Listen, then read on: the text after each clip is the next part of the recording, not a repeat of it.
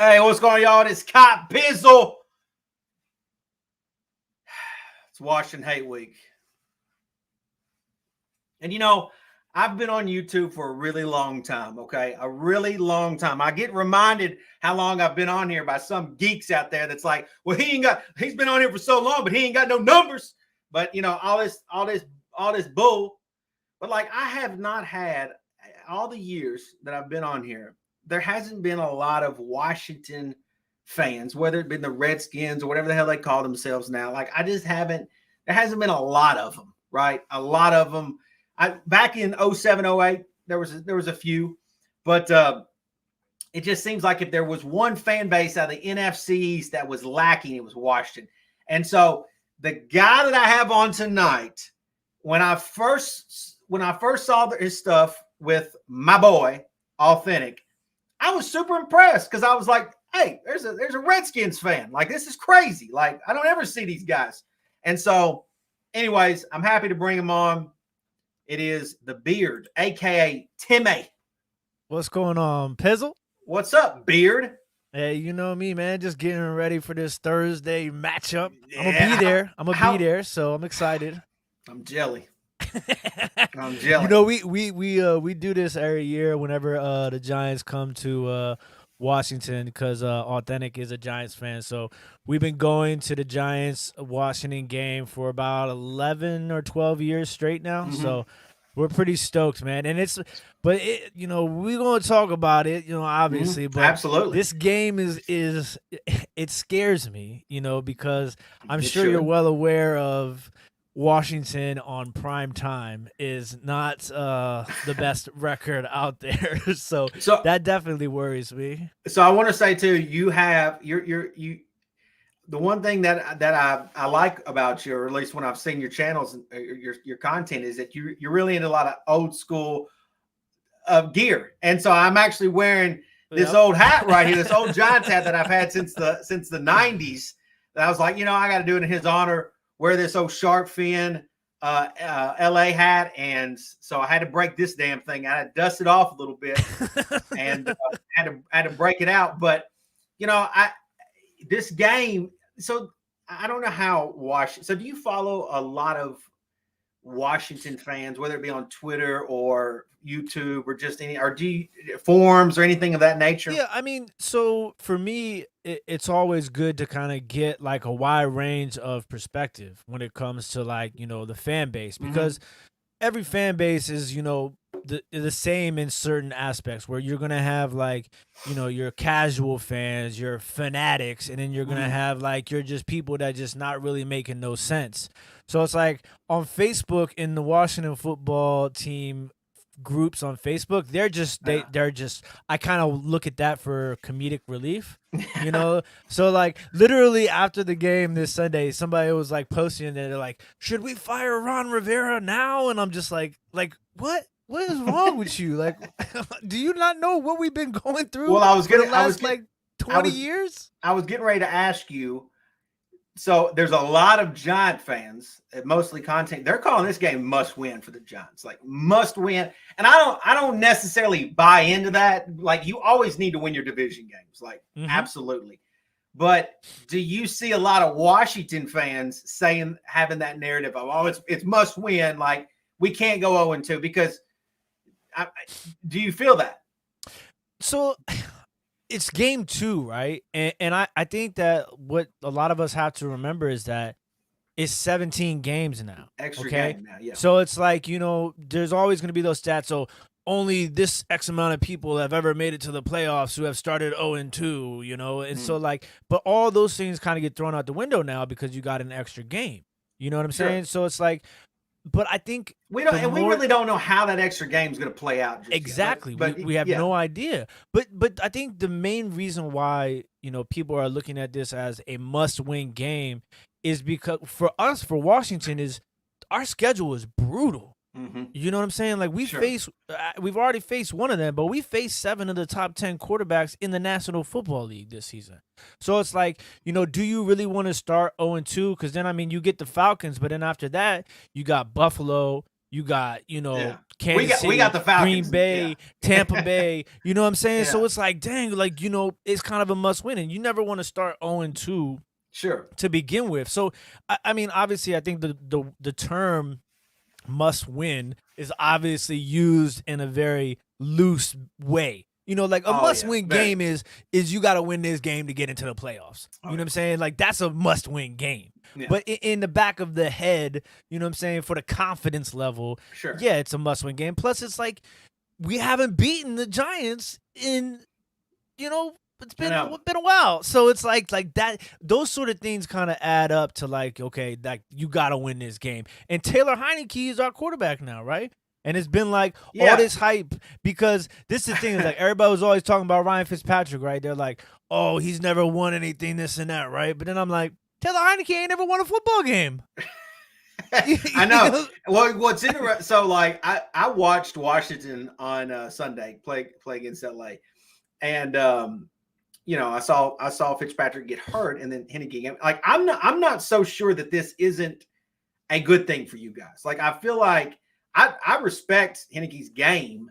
Like I honestly do. Like I don't think he's all that bad. Like I don't look at this as you guys have a backup quarterback playing in this game.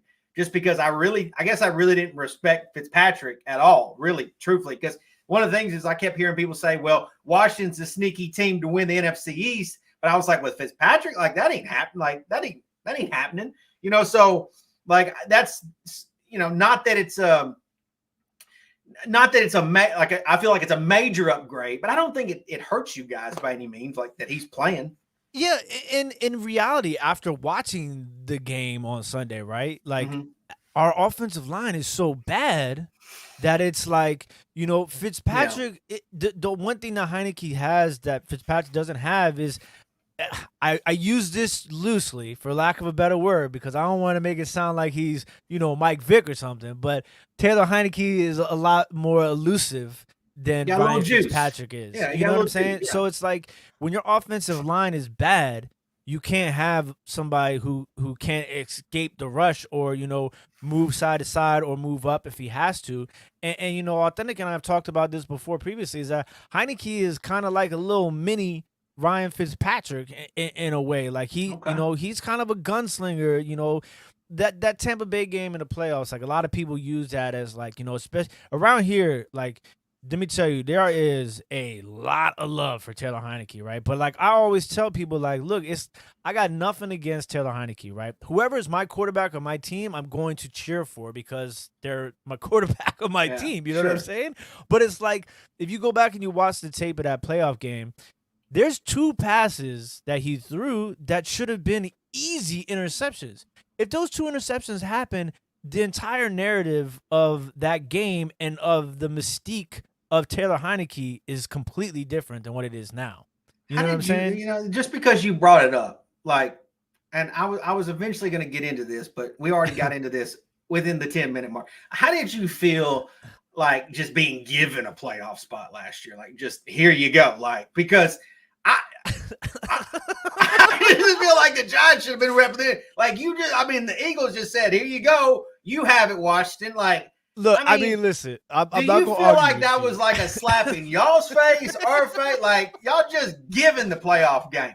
Bro, if you go back to the Authentic and the Beard channel. Well, we were live streaming that game, right? Yeah. They took Jalen Hurts out the game, and the 3 of us on the stream were like, I mean, like, the thoughts like were going through your head, and you're just kind of like, is this really happening?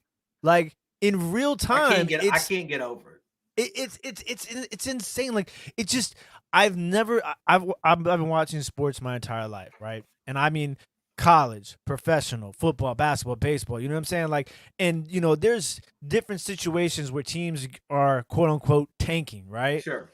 But like, I've never seen something like that happen in real time. Like in like real, like to this day, it's still one of the absolute craziest things I've ever seen in professional sports. I just don't think you should expect it from an NFC teams. Like that's all the team too. It's just like, and like I guess okay, do you hate the Giants that much more than like I don't know? It's That's like what I'm weird saying. too. It's like I think they were like slapping y'all's face too, as if like we don't even care about Washington.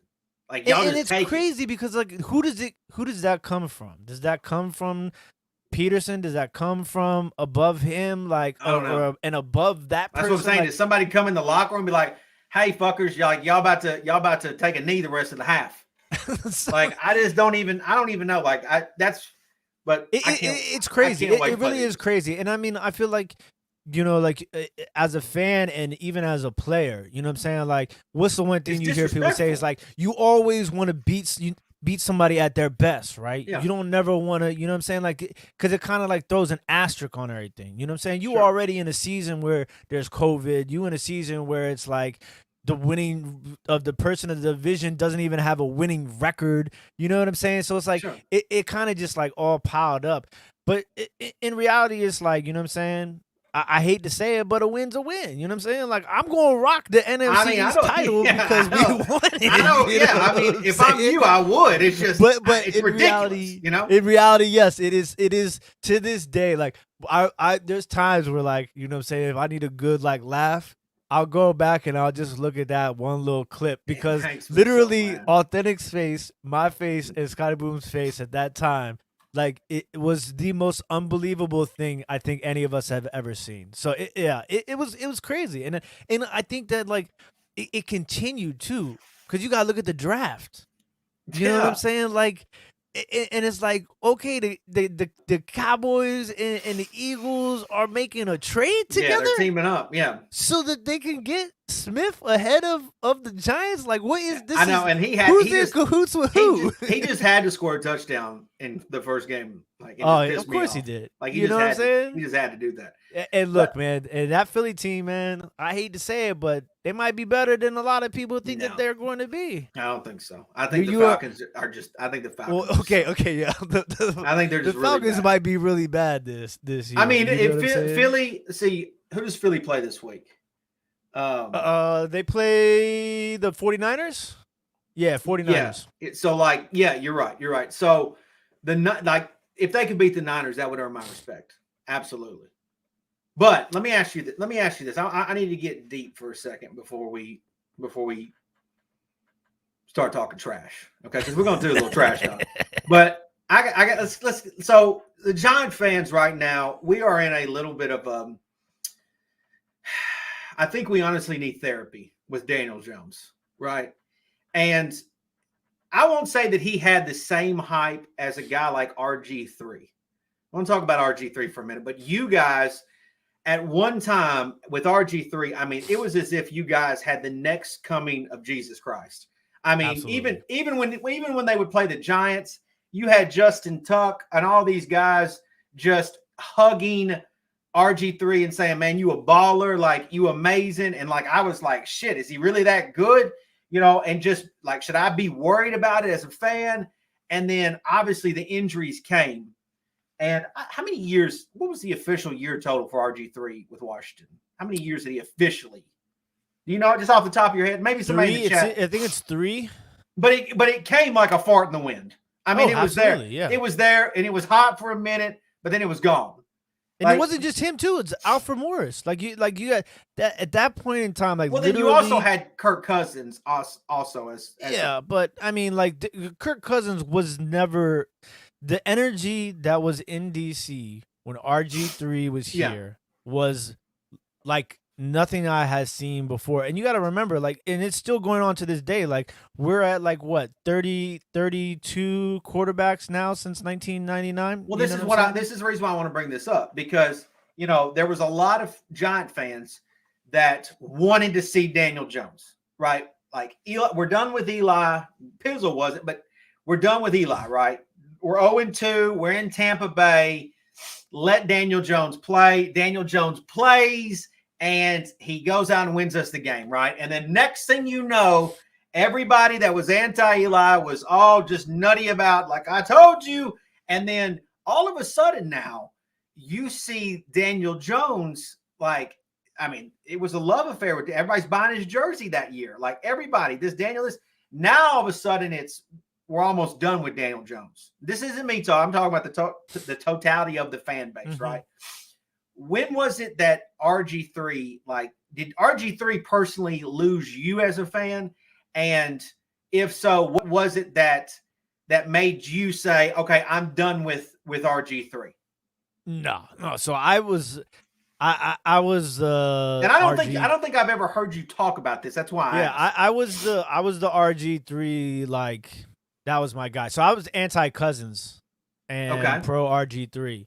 And there's nothing sexy about Kirk Cousins' game. Yeah, no, it's just and like that's where the point I was making too, about how, like, you have to understand, as a fan of the Washington football team, like, it is, in this time period, it's completely different than the Giants, because the Giants have 2 Super Bowls in this span of, this time where Washington football team has been in this droughts, right? And so with RG3, it was just different. Like, it was like, we got the guy. Like, we got the guy. You know what I'm saying? Yeah. Well, we did. We did. We had the guy. But you thought, like, I got 10, 12 years with this. Yeah. I'm like, okay, we about ready to be stacking up rings. You know what I'm saying? And then the fact that we get Alfred Morris that late in the draft, who turns out to be the stud that he is too, you're sitting here like, man, I'm on cloud. Let me tell you, I was at the game where they beat Dallas to win the division that year. Okay. You know what I'm saying? So, like, I'm a full-blown believer in RG3. And I think that transition, and he got hurt in the playoff game too, right? Yeah. And then I think that transition of the management and that coaching staff, like, and all the way up to the ownership. Like, obviously people have always had a problem with Dan Snyder, right? But, like, the way that whole thing was handled was just, it turned everybody off. You know what I'm saying? Mm-hmm. So that was one of the things that was really, it changed everything. So what's funny is I actually think, I don't know this for sure, I'm just guessing here, but I think that if Daniel Jones wouldn't have went to the Giants, he would have went to Washington.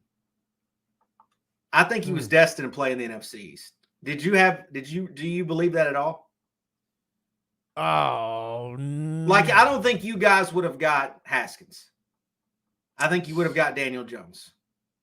I definitely think that it's possible, like, and that's the thing too, is, like, I was a big Haskins guy. So it's like, and I hated Haskins. I just did not think that Haskins, and honestly, nothing against him. Like, I just didn't think he would have worked with the Giants. I just didn't see it.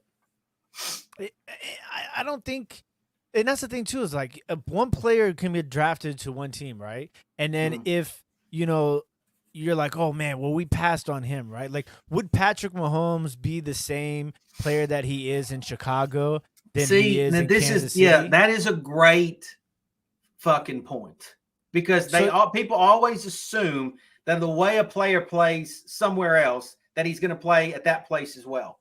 And it's not true. It's simply not true. I'll give you a prime example. And I said this the other day on Twitter, and I firmly believe this. Obviously, being a big Giants fan, some coaches have came and went. And one of what I think is one of the best, it's crazy because the Giants have had some of the best coordinator coaches ever. Like, when you think about Bill Parcells, and one of them is Sean Payton. Sean Payton has went to New Orleans and had a fantastic career. But while he was with the Giants, he helped Kerry Collins turn his career around. Kerry Collins came in with the Giants. He was an alcoholic, last chance, like, either do or die or you're done with the NFL. Not only continued his career with the Giants, but he went on to play for a few years in Tennessee. But not to mention Sean Payton. Drew Brees. Drew Brees is considered one of the GOATs, right? One of the best quarterbacks of all time. But the reality is, when they drafted Phillip Rivers to replace him.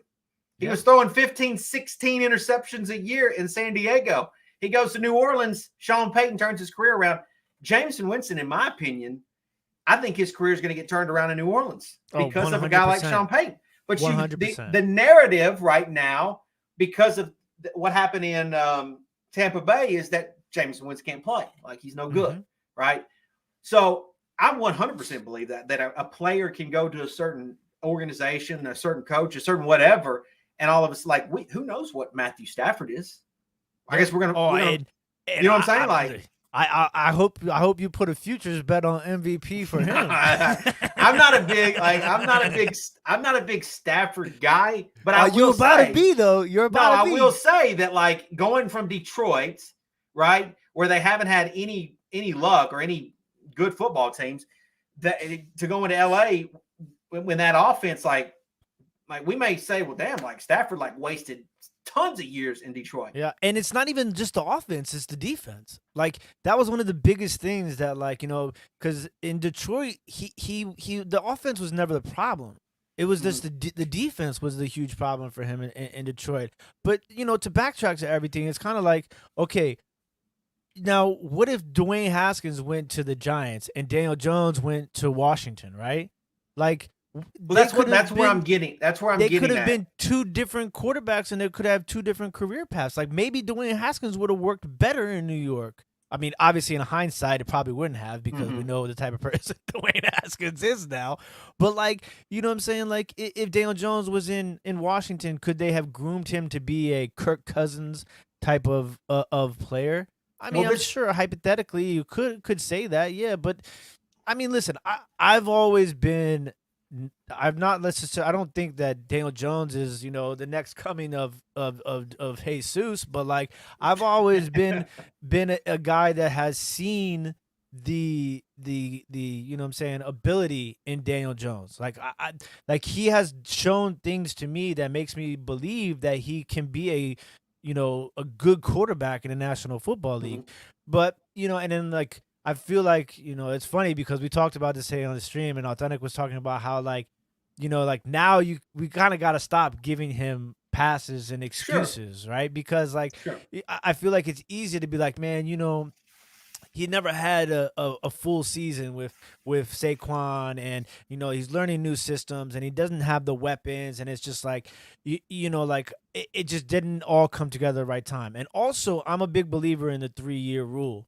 Like for me, like that's why I was kind of like disappointed, even though it kind of had to happen with Dwayne Haskins. Like I was just like, some of these quarterbacks need 3 years, and it's unfortunate. I personally am a 4-year guy. Just because I view it, and I know 60-minute man, right? Well, I'm a 60-minute man. I mean, I like a little bit more distance, and it's the only reason is because I view it as like freshman, sophomore, junior, senior.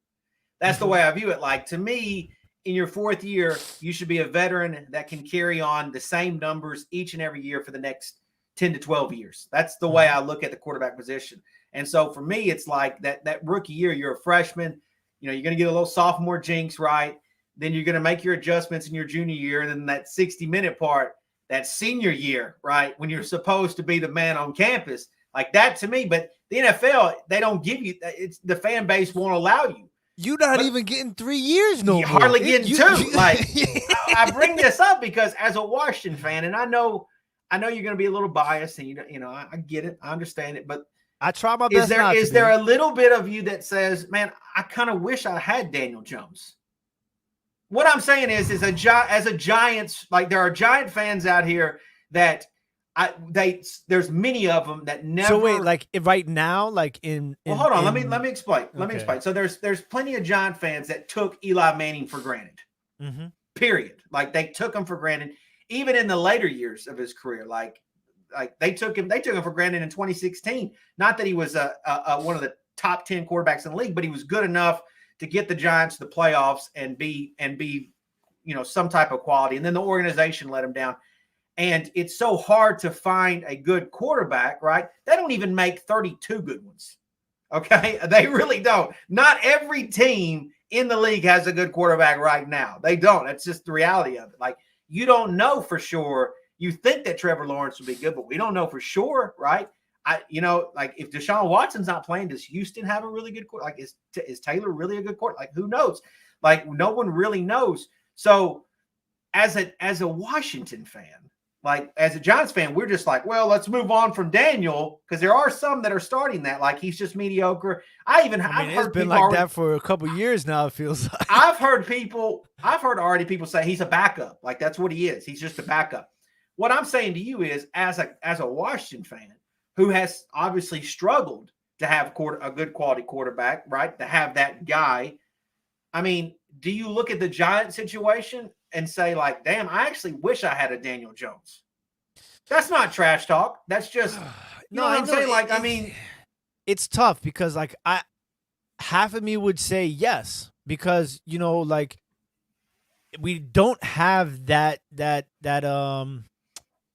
age of a quarterback right now, right? So like, it would be ideal to have a starting quarterback that's in that age group and freshness into the league, right? Because then you kind of feel like you have something that you're working with. Like right now we have Ryan Fitzpatrick, who's been playing football for 18 years, and Taylor Heineke, who was in accounting class last year before he came back to football. You know what I'm saying? So in that sense, you would love to have the stability of a starting quarterback like Daniel Jones, right? Like Daniel Jones is somebody you can count on and at least be there every week. You know what I'm saying? But then it's like with what we have around us right now, Daniel Jones scares me behind the Giants' offensive line. So I the way our offensive line looks, I think he would be. You know what? So as a Washington fan, you don't. Do you respect Daniel Jones? Like, are you? I like, have to. He hasn't lost to us ever. Well, yeah. That's what I'm setting you up. Good for you, right? So, obviously, there's teams you play, right? I mean, like we brought up Mahomes. Like you play Kansas City, and you're like, well, I got to worry about Mahomes. But as a Washington fan, do you even worry about Daniel Jones? Is he somebody that's like, shit, like he could beat us easily today? I mean, to be honest with you, yeah, I have to. I mean, like, listen, because there's a track record there, right? Like, for me, it's always like this. Like, you either, like, I got to see it to believe it, right? And the proof is in the pudding.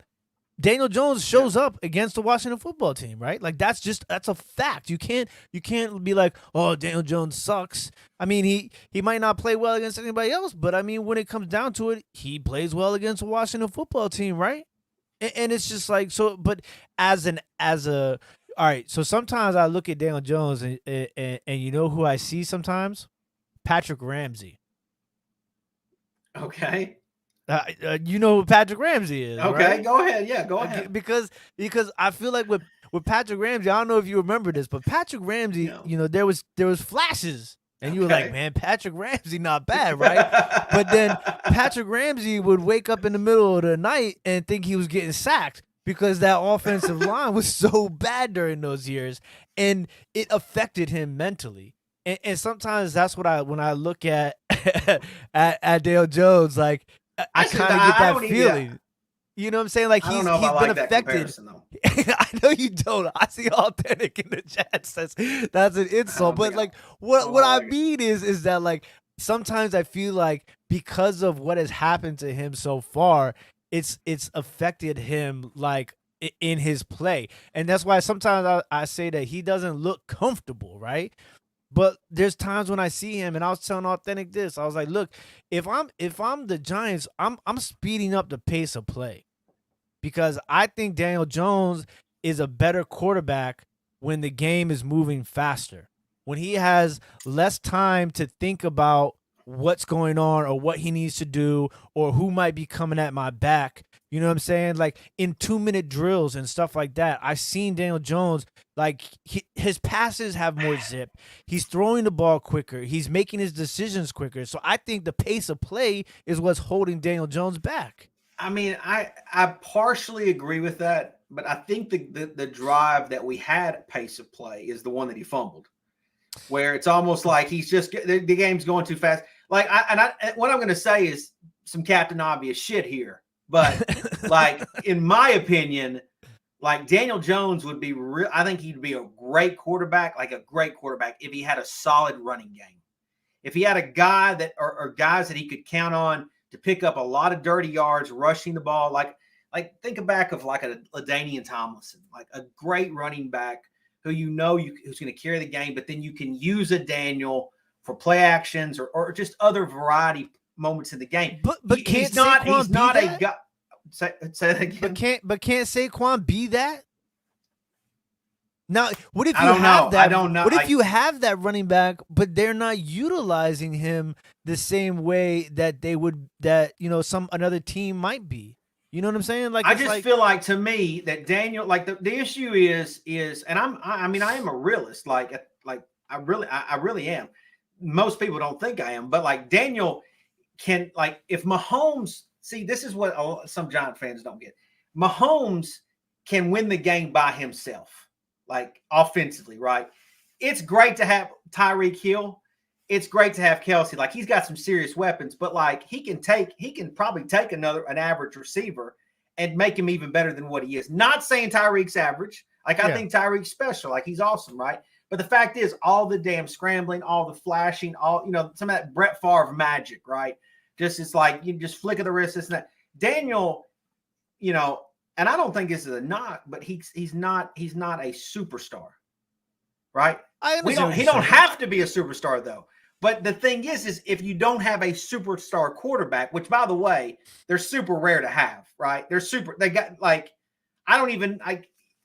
superstar quarterbacks, like, for a long time, like, you would have thought that maybe Tom Brady was not a superstar, right? Like, even when he first started, like, you would have thought he was a game manager kind of deal. But like, obviously, it's not that he does anything that's flashy. He just does everything like correct, right?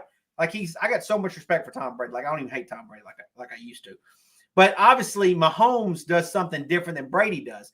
Daniel, you would think he could be a little bit in between, where he could be like a game manager, but he also has that flash to leave the pocket. But like, every time he tries to do that, there's a fuck up in there. So there's a fumble. You think it's an identity? You think it's an identity thing? Yes, like maybe Daniel Jones doesn't know what his identity is. I don't know. And the offense as a total doesn't know what their identity is. I don't think Daniel has any confidence because the offense isn't putting up points. But that's kind of like where I was going with. Yeah, they're not putting up. I mean, you can look at the scoreboard and say, "Damn, like, we only got 10 points. Like, damn, this week we got 7. Like, we ain't got no damn points this week." So, and then like he's being reminded each and every week, like, damn, you didn't get no points. Like, and so the reality is, like, at the end of the day, like, he's a human just like the rest of us. He just has this awesome athletic ability, right? But he's also human, and he's also just a regular dude. And so you have to know that he has some type of confidence issues with the fact that they're not putting up points. He needs somebody to carry the load and to be like, he needs to be Robin. He's not Batman. Mm-hmm. Does that make sense? He needs a Batman. I don't know if he's got a Batman. That's the issue, because you would think that Barkley could be Batman, but he's been hurt. He has no confidence running right now. I was already having issues with Barkley before he got hurt, because he would just do this dancing shit. Like, I'm a Tiki Barber dude. I'm a Brandon Jacobs guy, right? Rodney Hampton. I'm a hit the hole kind of guy, right? That's me. Like, I don't need all the Barry Sanders dancing nonsense. Like, just hit the damn hole. So for me, but I don't think Saquon was always like that, though. No, he wasn't. But see, that's where I think that New York. This is, again, I get a lot of shit on Twitter. Okay, I get a lot of shit because I talk a lot of shit, right? I mean, that's just the reality. So, but the thing is, I think the New York OBJ wasn't like he was before he went nuts, right? He came in from LSU. Like, I watched a shit ton of LSU games with him and Landry. Like, I actually, no lie, I liked in college, and I'm a 60-minute man, so I can eat my crow on this. I liked Landry better than I liked Beckham when they were in college. I thought Landry was the better receiver than Beckham. And so when we got Beckham, I was like, well, damn, like, that's cool, but I like Landry better, And I don't know, like, you could argue who's had the better pro career. Like, I don't know, like, who knows, right? But the fact is like, Beckham came in, he wasn't that way at LSU. Like, he didn't have those crazy moments, right? I think the New York market is what messed him up, right? And I think Cleveland's a good spot for him just because he can chill. My thing with Barkley is like, he's out here jumping like that Bears player that he hurdled, right? It's an awesome play. It's on posters. There's a lot of media, but like, what does that do to your ego? But see, like I just, know, like, you know what that's all I'm saying. Understand what like, you're saying. 100%. I think I'm afraid that the market, the area ruins players sometimes. Like, yeah, 100%. I mean, and that's like that with any sport, you know, like how many Yeah. people go to the Knicks and the Yankees and they're not, you know, it's a different ball game. That's just the fact of it. But I don't think Saquon's dancing is because of New York market. I think his dancing is because of New York offensive line. Like, well, I also think that I think he's trying to do more than just his job. Yeah, for sure. Because which goes to your point. And it's like, okay, so now he's probably like, damn, I gotta be Batman because my quarterback isn't Batman. Is that maybe what's going through his mind? And that's what I'm saying. We have an identity crisis. Like, we have identity issues within the Giants. Like, we don't know who the hell's role is who, you know. And then so you bring in a guy like Kenny Galladay. And so here's the thing: is like, and I don't mean to make this a Giants therapy session here, right? there's a lot of finger pointing going on right now, and who's to blame. And the reality is I feel like it comes down to players still got to make plays. Like, players have got to make plays. That's just the reality, you know. Like, but they have to. This is the other thing too, and I feel like accountability goes to everybody. Like, you making accountability money. Right, not whether you playing, whether you coaching, right? And it comes down to this. It's like, okay, so coaching, they got to put the players in the position to make the plays, right? Mm-hmm. You can't, if you put the player in the wrong position and he doesn't make the play, so now it's like, okay, who's to blame? Are we blaming the player because he didn't make the play? Or are we blaming the coach because he didn't put the player in the right position to make the right play? You know what I'm saying? So it's kind of like the accountability has to be spread out amongst everybody because that's the way that it works in the NFL. You know what I'm saying? Like, it's just like, and that's why the people that win, the champions, you know, are you don't see that problem, right? The players know what their job is, and then they execute. Okay. Now, if a coach puts a player in the right position and that player doesn't execute, that's on the player. You know what I'm saying? Yeah. But it's just like, and then that's where Washington and the Giants and even the Cowboys, the same situation. Like, it's never complete in recent years. Like, well, you know what I think? What I think that we have our problem in a combination with you guys' problem, or the one thing we have in common, is ownership. I think we both got ownership issues. Personally. Yeah, and look, listen, you ain't gonna have to push me over that to go against. Yeah, Daniel Snyder is a douche, and like he's a weasel. Yeah, it's a horrible situation, but I don't know if it's because he had. Do you hate Jerry Jones? Do I like Jerry Jones? No, do you hate him? No, I mean, I don't hate the guy. I don't know the guy. You know what I'm saying? He's cool though, isn't he? I mean, everybody loves a good, you know, Southern, you know, Texas guy in some cowboy boots who doesn't care what he says. Guy, but yeah, okay. Well, you know what I mean? Yeah, you know. I think he's hilarious. Yeah, but his problem was very similar to Daniel Snyder's problem, though. Mm-hmm. They all they wanted was yes men around them. Yes. So it's like, you know what I'm saying? Like that's always been Jerry Jones is a stubborn dude, you know what I'm saying? And like he thinks, you know, they're still the Cowboys from the 90s. Like, he doesn't realize that it's been 30 years since they've won anything of significance. So it's like, and Daniel Snyder is just, he's a little bit different. Like, he's just, I'm making my money. You know what I'm saying? Like, how long has Snyder owned the team?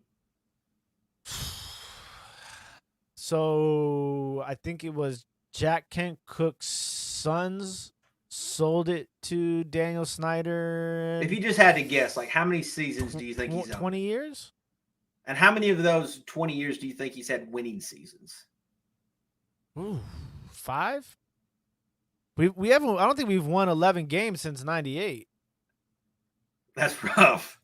That's rough. And look, I mean, again, like, there's no team, and not that's not for nothing. I mean, the Giants, right? I mean, we've been one of the worst teams since 2017. I mean, from 2017, 2018, 2019, 2020, we've got probably one of the worst records, if not the worst record, and when you combine all the seasons. somebody I'm sure in the chat's got that information. So I feel like that's an ownership deal, like a problem. Like that starts way up top. Like, and that's the thing that I think Washington has in common with us. Really, I think all 4 NFC East teams has something to blame front office dysfunction. There is some dysfunction. Right? Okay, so listen, you know what's kind of crazy if you really think about it like this. So like you're a college football guy, you know what I'm saying? Yeah. Like myself. So it's like, okay, when you think about in college football, like with Alabama, right? It's different. Yeah. Okay, because they're never rebuilding. Yeah. But right now, the way that their program is set up is that they're never rebuilding. They're just reloading, retooling. Right? Yeah. And so like, but for most college football programs, you know, when you lose a head coach, right? Okay, that affects your recruiting, you know. Then now you got transfers going, and it's like, you know, like you're setting yourself up when it comes to building a program in a 4-year sort of, you know, situation, 4 to 5 year situation when somebody's taking over a program from scratch, right? And I mean, like look at the death sentence, what it did, you know, like the SMU literally it took them like decades. Yeah, they were like the Pony Express or something. Yeah, it took them decades to be able to rebuild that program. And that's the thing is that like if you look at like with the Giants and with Washington and those 2 teams specifically, every time you change a coaching staff, right? Every time you change a head coach, you change every philosophy. Now you have to you're restarting all over again,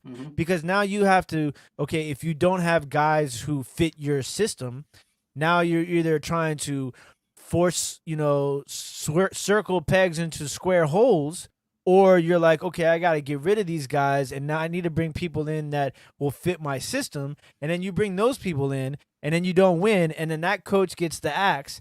Now the next guy is coming in, and he has all of these guys that were built, were a team that was built for the last regime. So it's just, you know, there's no stability. Yeah. And stability is what you need in order to build a program or build an organization once you get to the National Football League. And we just can't, we haven't been able to do that. I mean, like the Washington football team has literally been the laughingstock of the NFL if it wasn't for the old Browns or the old Bengals, you know. Before now, they're doing pretty damn good. You know what I'm saying? But it's like we're moving in the right direction. I'm a big Ron Rivera guy. I trust in the process. Jason Wright, bringing him in on as president has been huge. You know what I'm saying? Like you got to think about all the things that the Washington team was going through last year. Ron Rivera got cancer, COVID, the name change, the Daniel Snyder, like the craziness with, you know, the women and the parties and the boozing and all that crazy stuff. Like literally one thing after another. And we end up winning the division with a losing record. You know what I'm saying? So, which wasn't right. It wasn't correct at all. So it's like all that stuff kind of, and it's like, the fact that we were able to kind of still keep our head in a good position after all that shows me that we're moving in the right direction. You know what I'm saying? So it's like, but at the same time, it's like, yo, we got a real issue at quarterback because are we winning now? Are we not winning now? Like how? Well, that brought up the whole discussion is like Giant fans. So again, and I understand Daniel Jones isn't perfect. Like he's not perfect, but is it or is it not a better situation than it's at Washington? I would have to say that you guys are in a better situation. But that's what I'm saying. And I'm not saying it's like, well, accept mediocrity, Pizzle. Like that's not what I'm saying. But it's like, you know, you have to appreciate what you got too, right? Like it's not, I mean, again, he fumbled, but I'm watching Lamar Jackson last night. I get that he's MVP. Right. I get that. But he's fumbling twice last night in key situations, costing the Ravens. Right. And that MVP award that everybody wants to brag about, like that, how long does that last? Like how many games can you do that where you're fumbling left and right, coughing up the game? How long does that MVP trophy last? So well, listen, you know what? It's not even just the MVP trophy though, but I think what it is it's the playoffs. You know what I'm saying? Like they go to the playoffs. Yeah, If the New York Giants like, if the New York Giants were in the playoffs and Daniel Jones was fumbling during the regular season, I guarantee you nobody would be saying nothing about Daniel Jones. No, fumbling. I get that, but what I'm saying is, even a great player like Lamar Jackson fumbles is going to fumble. Yeah. So like my thing is, Daniel, like, to me, he's done it. Okay, let's knock it off. Like, now it stops now. Like, it has to stop now. Like, it can't continue. I'm cool with them having mistakes. Like, you're going to throw interceptions. You're going to fumble. Like, right? These are some big dudes. Like, Chase Young hits you on the blind side. Like, it's going to happen. Which, by the way, is Chase Young really all that more? Because I got some Giant fans still crying. 100%. That dude. And listen, it's not even just, and when I say 100% that dude, right? Should I worry about him Thursday night? Yeah, because you guys' offensive line is about as bad as ours. So hold on now. Our offensive line, I thought, played okay on Sunday. Yeah, I thought our offensive line. It's just, listen, you know what's funny is that, like, wait a minute. So what you guys can't run block and wait we a minute. can't So pass who will block. who will he be going up against? I mean, they switch him. They switch the sides. Him and Montez switch sides. So he can go against Thomas or Solder. But this is the thing is, if I'm Jack Del Rio, I'm lining up Chase Young on Solder. Okay, so this is great. This is because fantastic. I think because Andrew Thomas played very well against Chase Young last. So year. I don't know if you know this, but I'm leading the Nate Solder fan club right now. Like, oh no, I've heard. I got a lot of heat right now on Twitter. I mean, there's a lot of heat right now. Right, Pizzle. Every single day, somebody's coming knocking. So maybe you don't want Chase Young to line up in front of him. No, I want that smoke, and here's why: because if Solder does well, then I got something I can take and say to the Twitter world. I see how you lined that whole thing up for me. Yeah, like, now if Chase Young embarrasses Solder, then I'm like, well, fuck, like, I look stupid. But my point is like, I gotta be able to take something to the Twitter world, as the Juice would say, Twitter world. Take it over there and present my case, because there's a lot of geeks over there, right? That think they're hot shit, and they are just anti Nate Solder. Like, they really are. Okay, but see, listen, this is the thing though too, is that, like, I'm a little, even if Chase Young, I'm like that little chihuahua always just barking, all the damn time. Like, shut the hell up. You know what I mean? So what if this is the thing, is that Chase, you line Chase Young up, right, on the against Andrew Thomas. Okay. Montez Sweat is no slouch. No, look. You watch SEC football. Yeah, I know Montez Sweat. Yeah.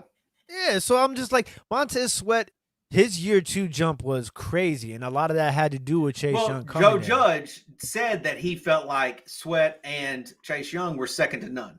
Mm-hmm. I think that the guys that we just went against, like Bradley Chubb and Von Miller, are pretty damn good too. Like, I had some guys that were showing me, like Nate Solder, like, bad highlights, and I'm like, well, fuck, that's Von Miller. Like, why y'all pissing on Von Miller? Like, I mean, it could be worse, right? It could have been like, what's my man's name in Tennessee? Tuan? What's his name? The point is like, if it's not a good edge rusher, then you could be like, well, that guy stinks. Yeah, like, exactly. But like, if he's one of the best in the game, that's just what he does. Like, Michael Strahan's getting to the quarterback. That's what he did. Like, you know what I'm saying? Like, it is what it is. But, and this is the thing too, is like, you have to, this goes back to the coaching, right? You got to put your players in the best position to succeed. What did the Chargers do? Justin Herbert was getting rid of that. I mean, that was all timing. Justin Herbert was getting rid of the ball so fast that you couldn't, nobody's getting to him at that point, because he's getting rid of the rock in under 2 seconds. Well, I watched, Justin Herbert's, like, what's funny about that game is I actually thought Washington would win that game. And the reason reason is because usually a second-year quarterback has a sophomore slump. Yeah. And so you would think that a defensive-minded coach, Rivera, and then a defensive-minded team that's supposed to have a really good defense would have like a shit ton of curveballs for them, and they really didn't. And honestly, it's funny because I think there was a lot of teams, and maybe you too, Beard, that said Washington was going to win the division. Yeah, I have us winning the division at 10-7. And I'll tell you what, I low key texted Authentic on Sunday in my overreaction mode. I said, "Look, man, we might finish in last place." Because I saw that product. I saw that product on the field. I said, "Nah, on Twitter." I said, "This ain't the defense I ordered." I think that's still reserved for the Eagles, but I could see that. I mean, honestly, I didn't think Washington played as good as I thought they would. Like, I don't think they're. I was expecting more from them against the Chargers, and just didn't. And so when going into this game, I was actually. We can talk more about this game, but I was actually concerned about this game originally because I didn't like the fact that it was short week. We've lost to you guys at weird times, like Todd Collins at quarterback, like weird random times. Like it just didn't make any sense. Everybody's lost to a weird quarterback for Washington. Yeah, but like we've lost because we've had ownership of Washington for many years, but then there's been these random times that was just like, we just lose. Can somebody in the chat please tell me Patrick Ramsey's record against the New York Giants? The thing about this is I didn't like this because obviously you guys have supposedly on paper really good defense, short week.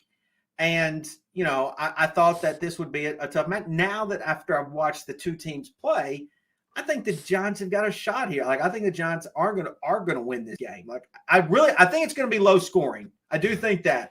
I think you're getting a super low score game, which I'm talking like I say. Have super they put low, the over unders out already? I think the over under is like 41 points. Yeah, seems about right. So I think you're looking at a 10 to 13 type game. Like, I don't know if some people would consider that low. I do now because, of course, National Football League now is like 20, 30 points each team's getting, it seems like. But I'm looking at low scoring just because I don't think either offense is going to be really clicking. And surely to goodness, our defense is going to play better than they did, this past Sunday. I was really disappointed in our defense. I know you were disappointed in your defense. But this is the thing is that, like, okay, we're going to this game, right? And literally, we pretty much have what's your confidence? What's your confidence? Because I feel good about this game. I'm going to stream the game on Thursday, which means, I could look stupid if we lose, but I could look great if we win. I got confidence though. I'm feeling pretty good. How do you feel? I mean. So, all right, I'll give you the stages of my feelings. Okay? I don't think you're feeling good. So, stage one was, a couple of days before the beginning of the football season. We went through the schedule, and I typically give when I'm breaking down a schedule, I typically give the divisional matchups. I usually give them as splits. Because when you're going into a season, like, you don't really know, you only know what you know on paper and from the year before, and it's a divisional matchup, so it can usually go either way. It's always dependent on when you play the team too. Exactly. And like when we played the Cowboys, when we played the Cowboys last week or the last week of the season last year, it was a great spot to play the Cowboys. Like that was a good time to play the Cowboys. So I circled this game as a win for the Washington football team, right? Okay. And then immediately following the game, when I texted Authentic and I said, "Man, we might finish last in the division," my confidence went really down. And then 4:00 came, and I got to watch the Giants game, and I said, "Okay, they got a lot of problems that we have. This would be a pretty even matchup, right?" And then I start talking today, and I'm like, man, short week, primetime game. Okay, that right there that should be the defining factor. Not to make excuses, but I think we both played two good teams too. Yeah, for sure, definitely. I think the AFC West as a whole is pretty good. By the way, they went undefeated this week. Yeah, AFC West and NFC West, both undefeated. They went undefeated.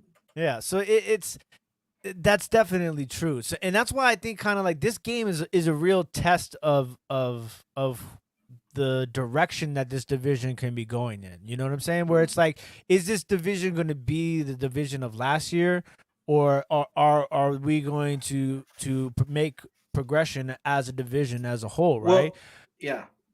And so obviously I'm worried. Taylor Heineke, primetime game, Daniel Jones against the Washington football team is 4-0. So I mean, like literally all of the cards are pointing in the direction of a Washington football team loss. But it's the NFL. But I'm gonna be at the game, and I'm gonna be next to Giants fans. What the hell is that, man? Is that like if you're in the building, is that an automatic L? No, because I've been at the building the last 2 losses that we've had to Daniel Jones. Okay, I've been at the building when the Giants beat up on Josh Johnson, Mark Sanchez, and God knows who else played quarterback that game. It was like 56 to What was Washington's NFC East record last year? Do you know? So they obviously got swept by the Giants. Yes, we got swept by the Giants. Did they do? We swept the Cowboys. Okay, and then we swept the Eagles. Okay, so I bring this up because you could argue the Giants should have swept the NFC East. We should have. I mean, we should have swept the Eagles. Obviously, the first matchup against the Cowboys, we really should have won. I mean, that was kind of taken from us. And see, that's the thing that's funny because you talk about the spot in the schedule when you play somebody, right? Yeah. So you think about like us, we played the Eagles first game of the season. Dwayne Haskins beat the Eagles in the first game. Yeah, well, actually, there were a lot of people thought the Eagles were going to beat. Yeah. And then the last game of the season was the debacle with the Eagles. So it's like like those 2 games are in a season where you're in a season where you win the division at 7-9. Those 2 games, it's crazy how. So then that kind of goes back all the way back to the first question of this whole conversation: is it a must-win game? Because in a division like this, where it's like if you look back at last year and those 2 games, changed the outlook of the entire year. If you look at it in hindsight, so now it's like, damn, this kind of might be a must-win game, right? Mm-hmm. For both sides. It's kind of crazy how that all just came back, all right? Yeah. So I mean, like, I think it's going to be. Listen, I mean, nobody they're all wants to be must win, right? Yeah, exactly. They're all must win. That's that's how we go into. You don't go into a game like, maybe we need to win this game. You know what I'm saying? And I'm just off the top of that. Do you know one of my favorite Giant games? I mean, like I can be an old man one day and I'll never forget this. Is the Gus Frerotte headbutt game. Oh my God. That's one of my favorite games. I don't know. I think that was was that a Sunday night game or a Monday night game? I think it was a Sunday night game. Yeah, I remember it clearly. I mean, do you remember that game? Are you old enough to remember it? He went into the end zone. We ended up in a tie. Touchdown, and then literally just went right into the corner padded area. Not even like straight ahead to the like where the goalposts were, but to the corner padded area where it's a little bit taller, obviously, and just headbutted it, and that was it. And he was listen, man. You bring it up. You trying to kill my vibe. You just reminded me of all the string of quarterbacks. That was honestly one of my favorite Giant games ever. I mean, it was literally one of my favorite. I really man. And so I bring that up because it's like it was such a classic NFC East rivalry game. And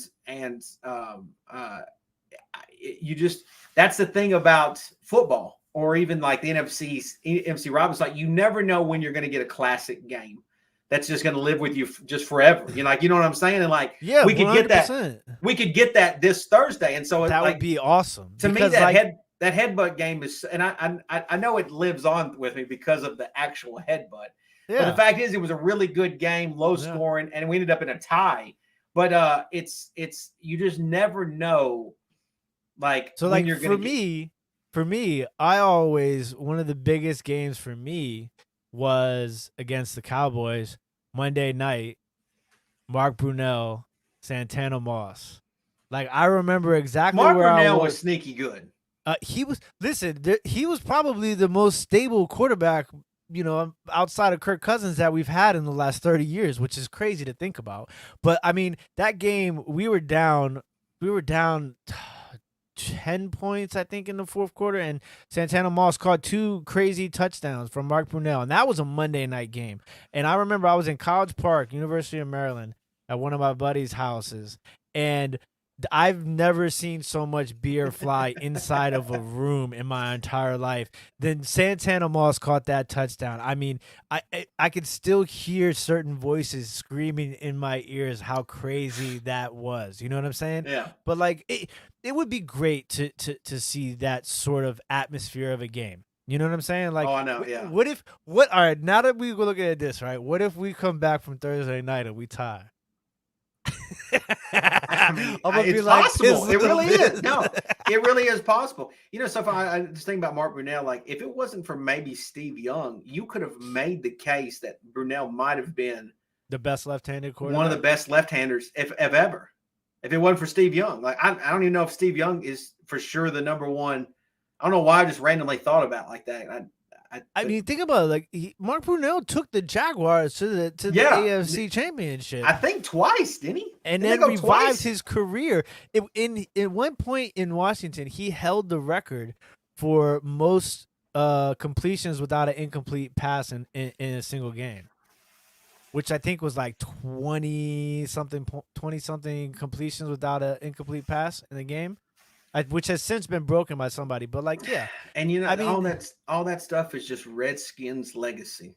Yeah, of course. How much does it kill you? Does it kill you that the name is gone? Take the political stuff away from it. Like, I can't take the political stuff. So I'm not one of these people where it's like, oh my God, I'm never gonna root for the team again. They took away my Redskins. Yeah. No, yeah. I was actually talking to a guy the other day about the NFL. And I was telling him I was a big NFL fan, and I was like, "You watch the NFL?" And he was like, "No." And I was like, "Why not?" And he was like, "Well, I stopped watching when they took the knee." And I was like, "Well, that technically was a different league. Like they're different players now. Like they're not. Yeah, there are some players that are still in the league, but the fact is each year new players come in, some players go out. So what I'm saying is like you can't every year it's something new, right?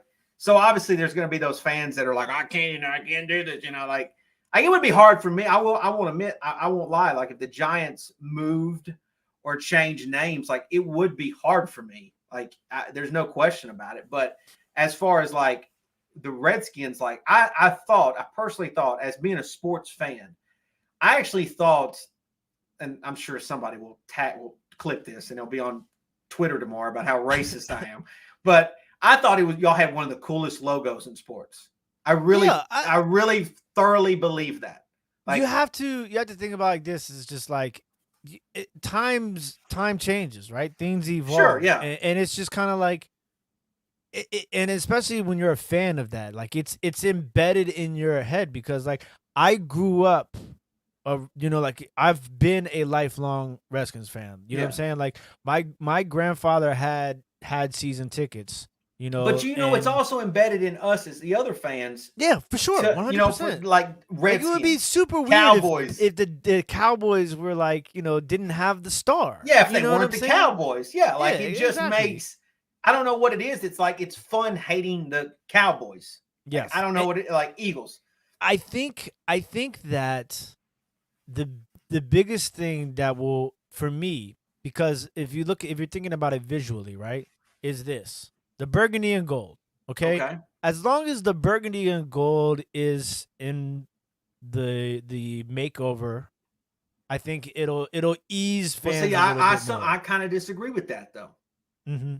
Because to me, like if you're gonna take away the Redskins, okay, you got to take everything. You can't tease me.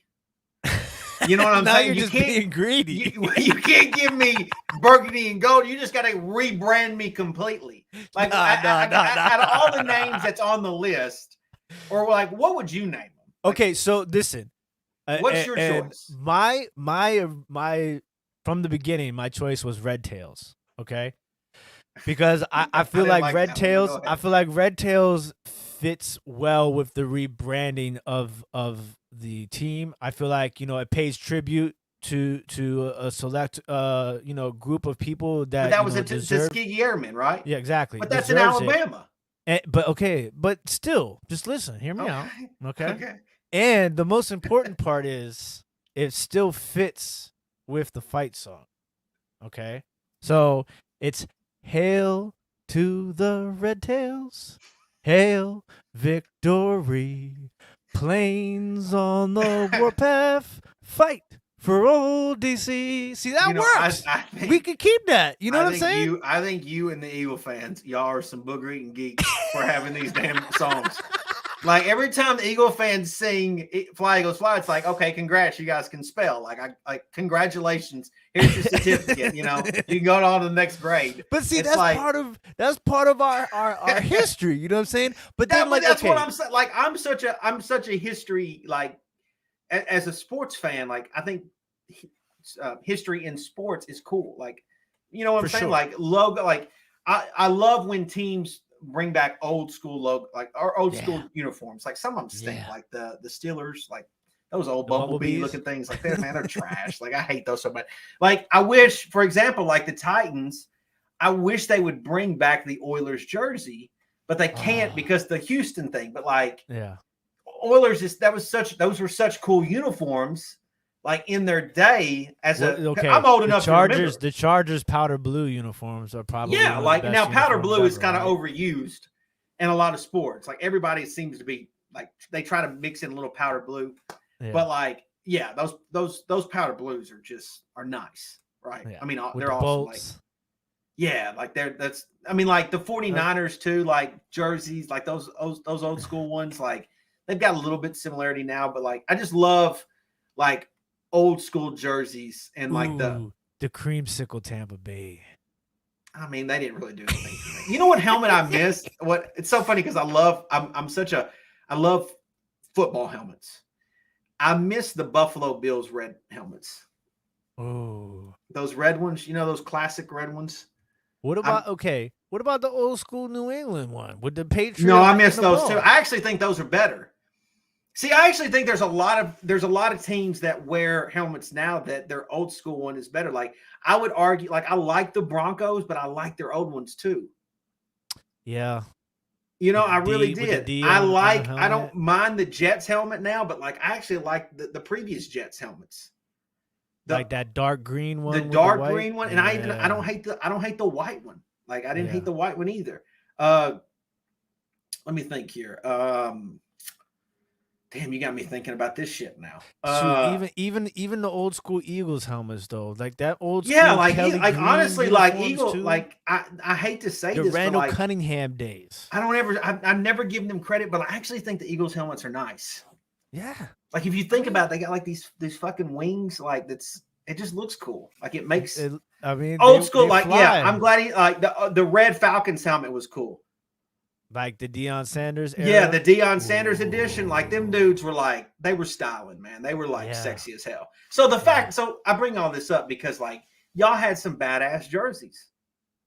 Like y'all had some cool ass shit. Like the helmets were like cool as hell. Like some really like I'm a guy that like I enjoy like a good looking uniform. And I'm sure I'm going to get some hate on that on Twitter. It's like, oh, you like looking at dudes' asses in football? Like, so no, let me ask you a question though. What do you think the name is going to be? I think that you guys. Well, I think it's going to be Red Hawks. Red Hawks. But I personally think you guys should have went with something like Hogs. Like I think you should have dropped the watch. But I don't like Red Hogs. No, I don't like Red Hogs either. I think you guys, in my opinion, should have dropped the Washington. I think you should have changed to DC. And you should have went to like, in my opinion, you should have went to either like DC Hogs. Because I like the Hogs. The Hogs just sound like, you know what I'm saying? Like you got the dudes, man. You got the dudes that's like dressing up and shit like that. And things like I like the Hogs.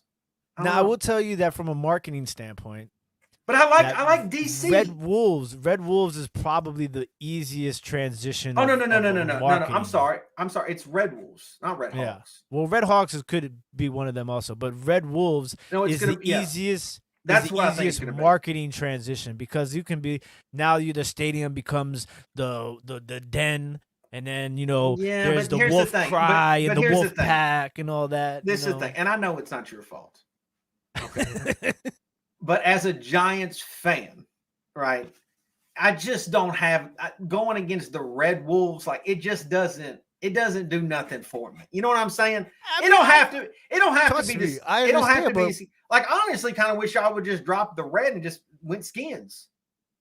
That would have been good too. But I just think, or is that just too much? Is that just like you're just? I don't think they wouldn't have been Washington skin. It's or too DC late now. Skins? I don't know. If they would have done that and got out ahead of the complete downfall, then that might have worked.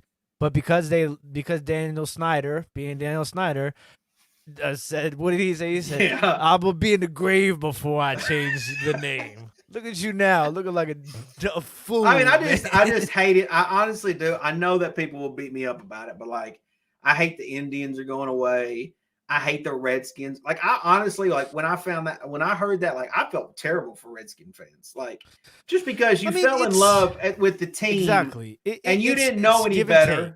Yeah, give and take. You know, you have no, listen, it's like, it hurts, right? But then you're like, in the big picture, in the big scheme of things, it's like, they're not taking away the Redskins' history, okay? Yeah, but as much as people think that they throwback unis. I mean, yeah, with the spears, maybe. See, like I like the spear helmets. I didn't hate the spear helmets. Was that during Spurrier time? Yeah.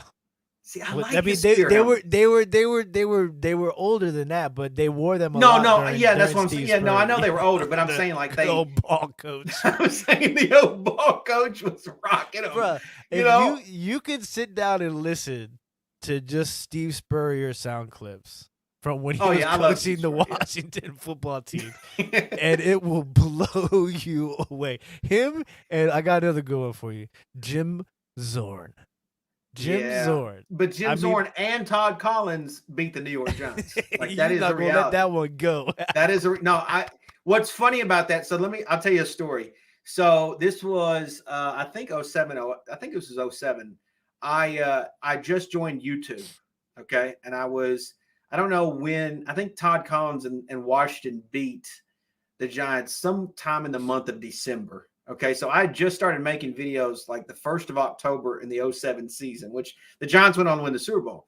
So I made my videos, and I had some terrible equipment. Like I had this Xbox camera, I had this headset that was broke, I had some sunglasses that were broke. Like I had some garbage ass shit, but I didn't give a damn. Like I was gonna make my Giants content, but I was wearing sunglasses, right?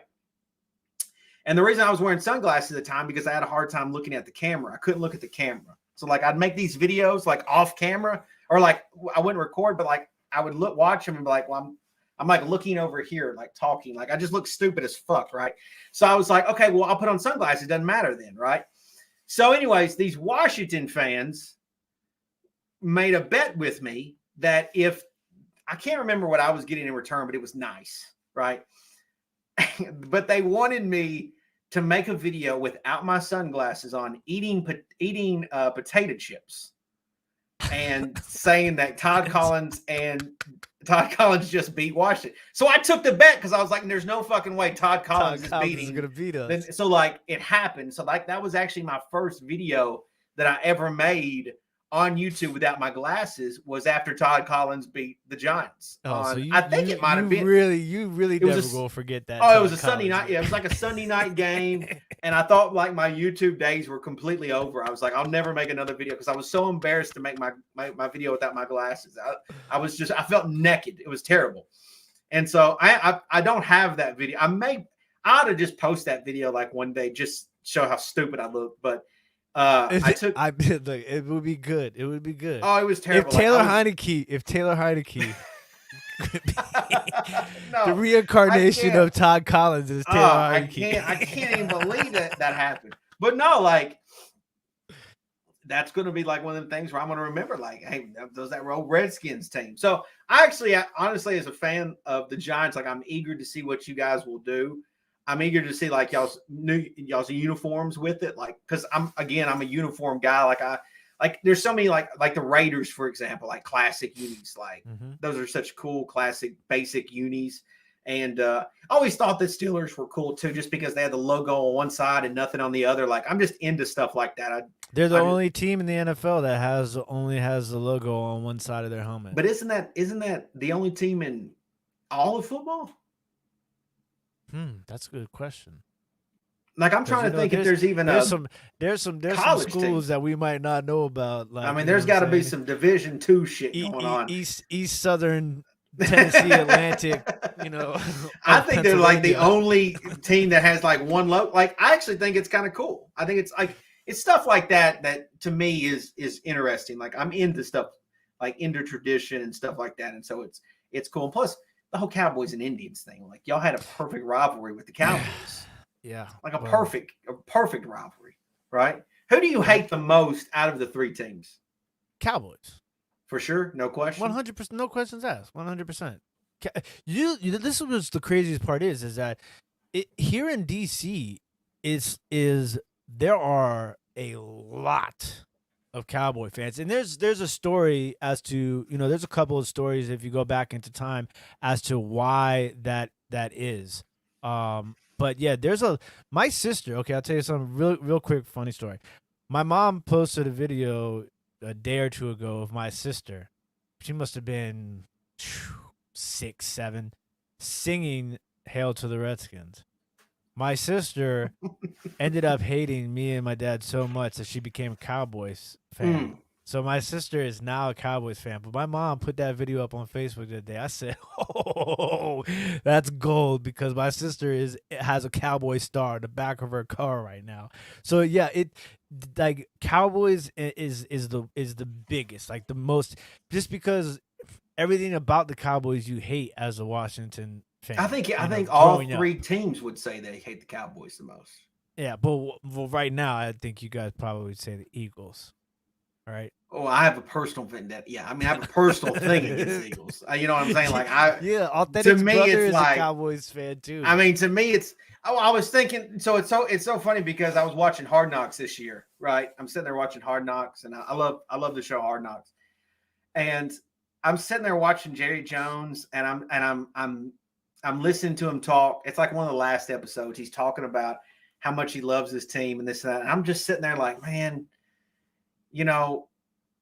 this old man needs one more ring. Like, and then I was like, wait a minute. It's the fucking Cowboys. I can't say this.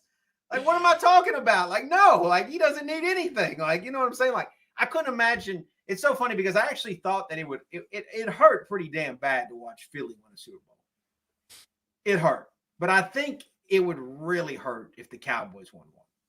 Because just because the trauma that I felt in the mid-90s as a young, like I was going on 10 to 12 years old, and I suffered a lot of trauma those years for Cowboys winning Super Bowls.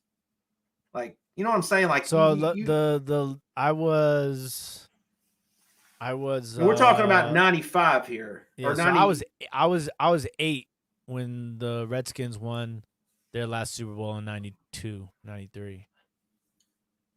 Okay, so well, see, I'm old enough to remember that too. Yeah. But at the time, like, I was a Giants fan, but by the time that we got to the mid 90s, the hatred had started to build. That's when it was like, that was when it was a real thing. Apparently we got hot girls and boys. Yeah, that's pretty intense. Hey, I'm going to check that out after the stream. That's a little OT 60-minute man stuff. Okay, so what do you give me your score prediction for Thursday night?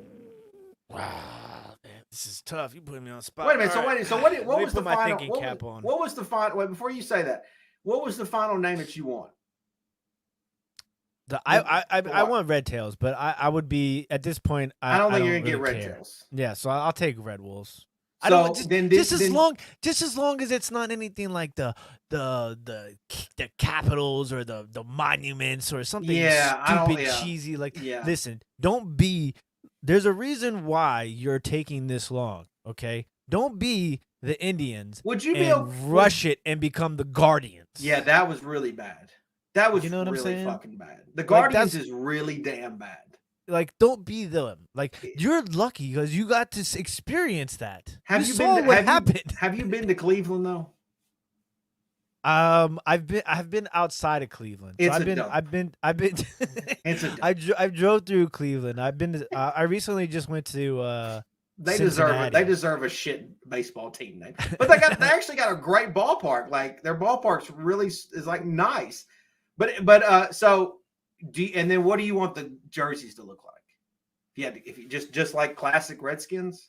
Yeah, as long as you keep I see burgundy that and gold, that to I'll me be all don't right. sit well. I know it If I don't. I know it it don't. would But look, it would just be like, oh, you're teasing me. Like you're that teasing me. that's how. But listen, the burgundy and gold is if you're gonna take away something, don't take it all away. Leave us with something. Oh, Leave I us with say the take it burgundy all and the away. gold. I say take it all away. There's a lot of it's funny. It's interesting. Now There's a that lot don't of mean go be red, white, and blue. yeah. Oh God, Jesus. Don't do that. I would lose my mind. But like you know what I'm saying? There's a lot of players actually. Rick Doc Walker, who was a player for the Redskins, and he did a lot of radio here for a while. He was like one of my favorite guys to listen to because he was just kind of he was an ex player, so it Sure. was like it's always a little bit different when you especially when you hear like those from the 70s, 80s, 90s sort of vibe guys. You know what I'm saying? They came from a different era of football. Different time, yeah. So like it was always fun to me to listen to them. He was the type of guy who was like, you gotta step on their throats, like that sort of stuff. So like I love that about him. But him and a group of players, they went and it got to a point where they kind of realized like there was a lot of like tension going on. Because this has happened before over generations where the name had become an issue. And they just decided they were going to refer to them as burgundy and gold for a while. So that's like to me that kind of has a lot to do with why I think burgundy and gold just kind of has to stick around because it is still part of the history. You know what I'm saying? So like for me, that's like that'll stick around. It's like as long as that sticks around. And at this point, like they were actually, I got a clip. The ESPN 980. Well, it's not ESPN anymore, but it's the Team 980 here in DC.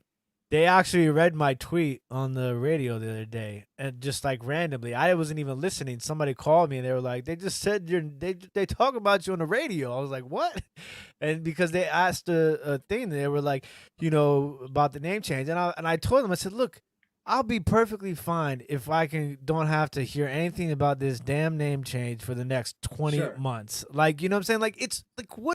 Why are people still talking about it? Like, I'm so over it. Like, I hated the Washington football team at first. Like, I was irate. But that actually might stay. That actually might stick. Now I'm not so. It doesn't bother me as much, except for like it sucks because like like dealing with doing content and all that stuff. Like you're like, what do I put? Washington football team, WFT. Like it's not the easiest thing to do. It's not like New York Giants. You know what I'm saying? Like it's a lot easier. But like whatever. So at this point, I just keep the burgundy and gold.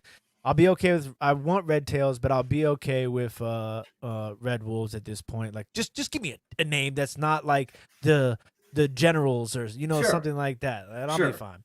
Now as far as the game goes, Thursday night. Give me a score. Because I'm gonna be there, and it's because of you. You've determined that this is a must-win game now. So. I think it's going to actually be a really good game just because it's two teams trying to find themselves. I'm going to say that Washington wins 23-20. I can't go with you on that. I would imagine. I can't. First of all, I personally think it's too many points. But see, you think we're scoring as a combined, like both teams, we're scoring 43 points combined? Okay, I mean, now you're making me rethink it because I've just remembered I watched you guys on Sunday. That's what I'm saying. I mean, like we struggled offensively. Like apparently Jason Garrett's the worst offensive coordinator in the history of offensive coordinators. I think that it's going to be like a turnover sort of situation that kind of gives you guys those points. Like. Heineke's a gunslinger. I think he's going to turn the ball over. Okay. I wouldn't be surprised if the Giants score, 7 of your 20 points.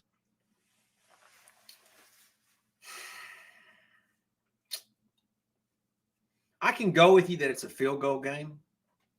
But so more like a 17-14 maybe? I can go Giants. No, I can go Giants winning. Like, I mean, how many points do you honestly believe Heinicke is going to carry this Washington offense score against the Giants? Hey, like, you got him scoring 23 right now. Like, the Broncos offense, which theoretically should be better than Washington.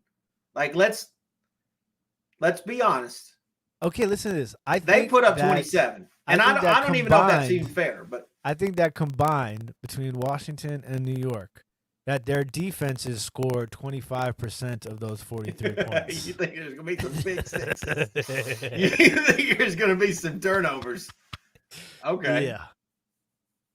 I don't even remember the last time the Giants got an interception. I mean, it's like that's like the one thing. I mean, I know it happened I know it happened last season, but it's like it's so funny when you watch your team play defense. You're like, I get a pick. You know, it's like they never get any interceptions, and you never get to be excited about it. I think it's going to be like 13-10, something like that. Maybe 17-13. I think you guys are going to score a couple times. I think you'll get a couple field goals, maybe a touchdown. I think Heinicke could struggle, like if they get in the red zone, just because that's a tighter area, right? I mean, the field shortens up. The Giants' defense shouldn't be as bad as they played on Sunday. If they are, then we're in trouble. You know, it's so funny too. I forgot to mention this. One of the games that got the Giants going their Super Bowl year was that goal line stand against Washington.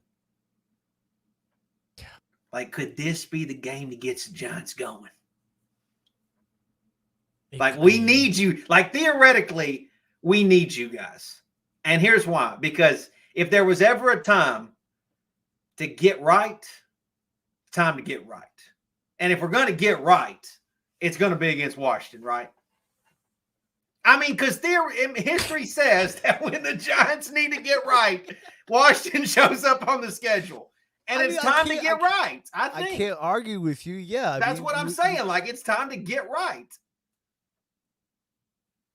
This is big. Listen, the more and more we talk about this, it's a big game. It's a big game, yeah. And it's on prime time, Thursday night. No other game's going to be going on right now. Make sure when you're watching, amongst all your emotions, your routine. The last time I streamed anything, which was the draft, I went viral through Barstool.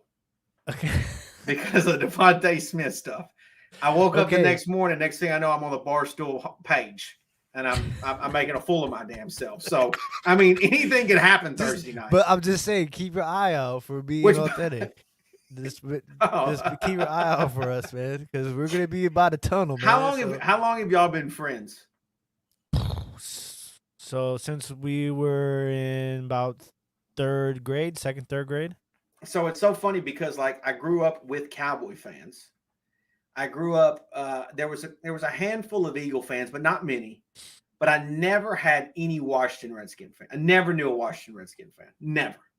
I mean, where I was at, you were mainly a Cowboys fan, a Packers fan, a Steelers fan. Then when the Titans showed up, you were a Titans fan. But nobody ever was a Washington fan, which always surprised me because you would think that they were kind of close to the region.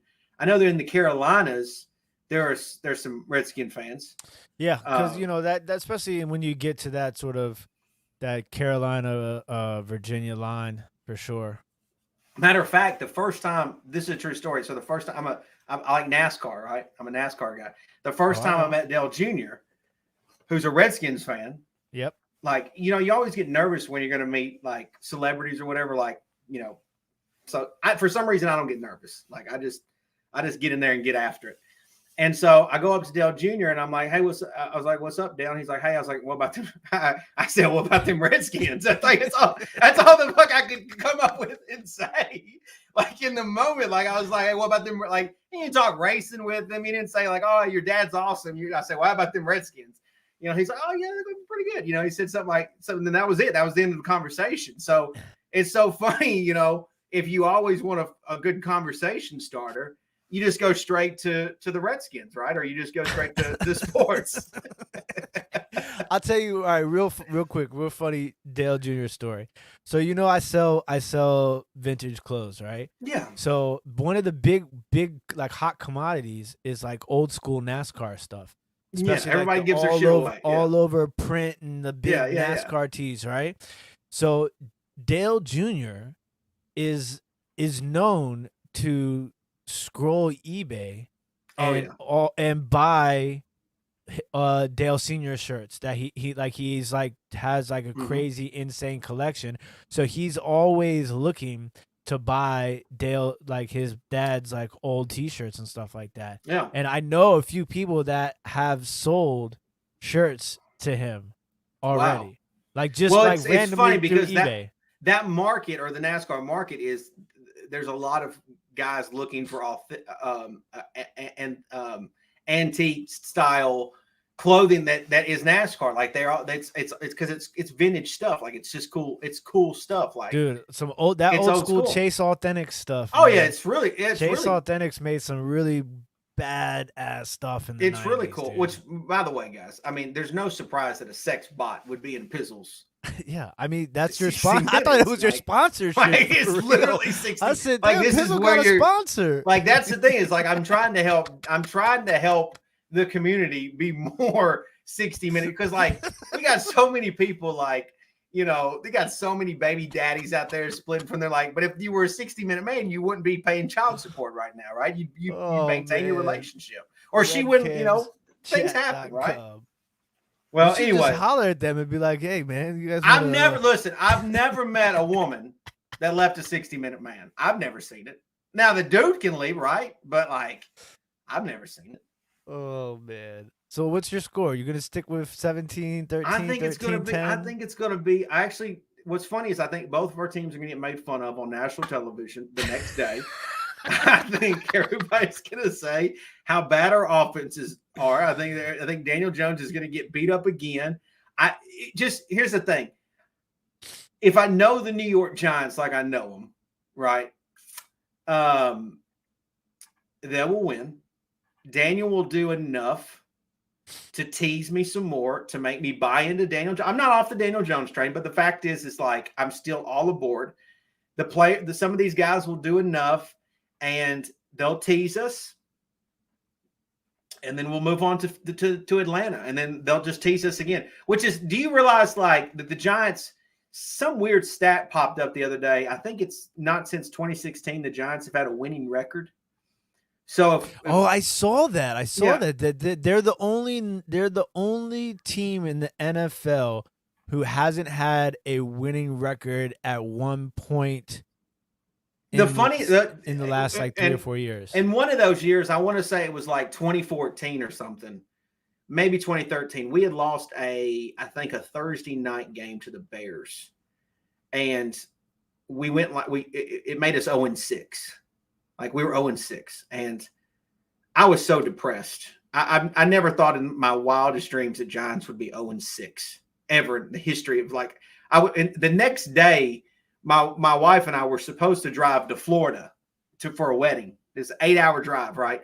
So the game ends. We're 0-6. I do a post game video, and I tell her, I'm like, throw the fucking bags in the car. We're leaving right now, because like I said, I can't. She was like, what do you mean? I was like, I'm not going to sleep anytime soon. Like, my team is 0-6, and I'm not going to bed tonight, because this is fucking ridiculous that we're 0-6 and we just lost the Chicago Bears. Like, we might as well go ahead and kill the trip. We might as well just go. And sure enough, we did. I drove there, and then I got there when the sun was coming up. Like it was, but that's the thing, is like the Giants have an opportunity, thanks to you guys and thanks to Atlanta, to have a chance to have a winning record of 2-1, because I feel like if we can beat you guys, it's not going to be easy, because obviously on the road, short week, we don't have we don't have any confidence, right? Everybody's looking at everybody with scratching their head.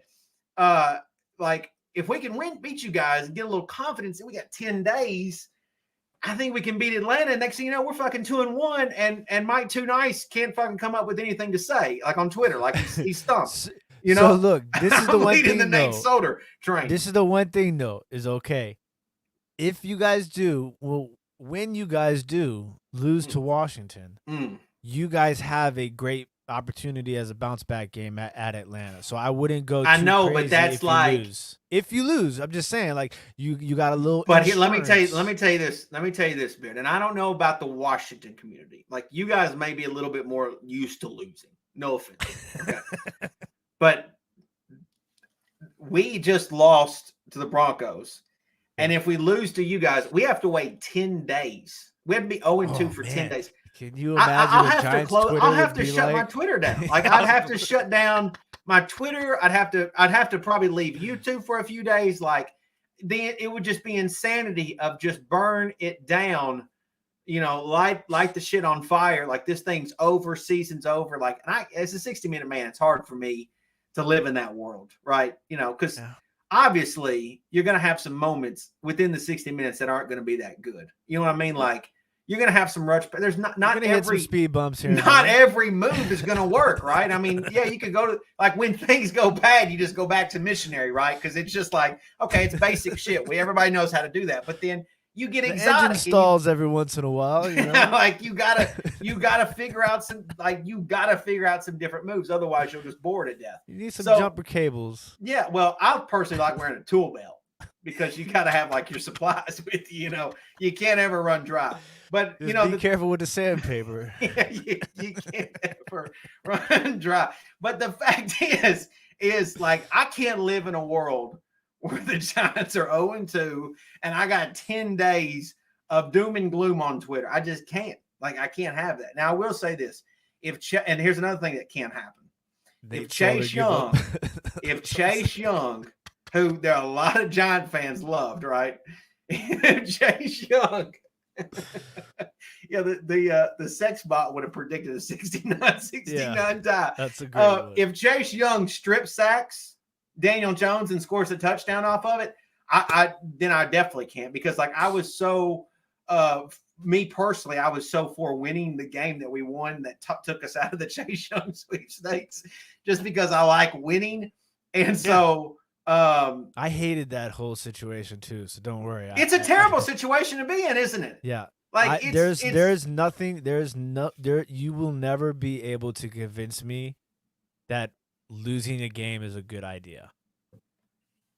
I live in a world like here, and again, I'm a winner, baby. I'm here to win. I'm not here to lose. Like 60-minute man is usually wants to win, right? I don't care if we're 1-15. That's the point. That game 17, like I'm here. I'm there. We don't get a W. I am one of these people that I'm always paranoid that like a plane's going to crash into my house at any moment, right? I just know that something bad's about to happen, and so. What's funny about that is like I always paranoid thinking like I want the Giants to win the last game that I was alive on earth. Like that's so I could have died all like off season, right? Because we beat the Cowboys last game and I could have went to my grave a happy man.